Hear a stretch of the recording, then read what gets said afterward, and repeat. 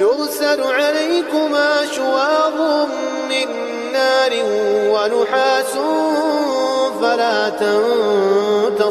تنتصران فبأي آلاء ربكما تكذبان যদি পালানোর চেষ্টা করো তাহলেই তোমাদের প্রতি আগুনের শিখা এবং ধোঁয়া ছেড়ে দেওয়া হবে, তোমরা যার মোকাবেলা করতে পারবে না। অতএব হে জিন ও মানুষ, তোমরা তোমাদের রবের কোন কোন ক্ষমতাকে অস্বীকার করবে? فإذا انشقت السماء فكانت وردة كالدهان فبأي آلاء ربكما تكذبان অতঃপর কি হবে সেই সময় যখন আসমান ফেটে চৌচির হয়ে যাবে এবং লাল চামড়ার মতো লোহিত বর্ণ ধারণ করবে? হে জিন ও মানুষ, তোমরা তোমাদের রবের কোন কোন ক্ষমতা অস্বীকার করবে?